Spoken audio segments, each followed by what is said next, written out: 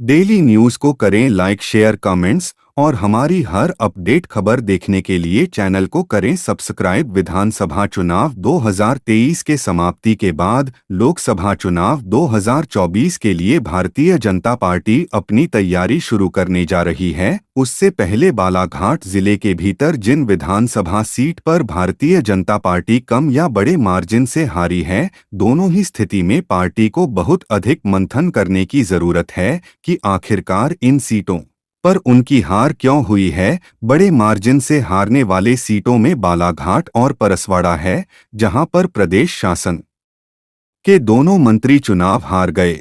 जनता तो यहां तक कहती है कि परसवाड़ा क्षेत्र में बीते 5 साल में जितना विकास हुआ उतना बीती कई साल में नहीं हुआ, लेकिन उसके बाद भी मध्य प्रदेश शासन के राज्य मंत्री रामकिशोर कावरे से क्या चूक हो गई, या फिर उनसे चूक नहीं, उनके कार्यकर्ताओं से बहुत बड़ी चूक होती रही, जिससे जनता नाराज होती गई और चुनाव का नतीजा इतनी बड़ी हार के रूप में सामने आया। इसी तरह के हालात बालाघाट विधानसभा के भी बताए जा रहे हैं।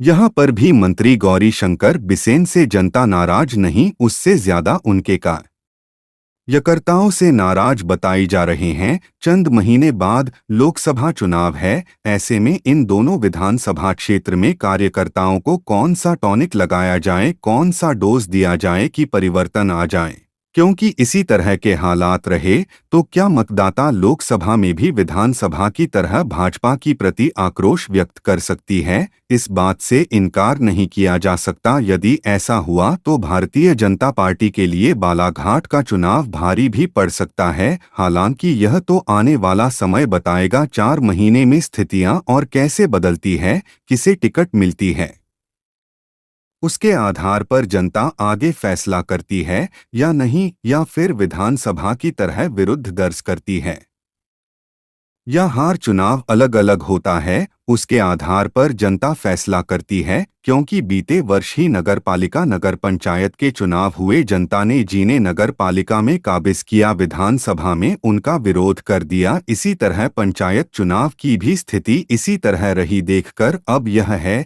कि अधिक हार वाली सीट पर कितना मंथन होता है, काम हार वाली सीट पर कितना, क्योंकि काम हार वाली सीट में वारासिवनी और बैहर विधानसभा है, जहां पर 501,000 मतों से हार हुई है। यहां पर भी बड़ा मंथन करना जरूरी है।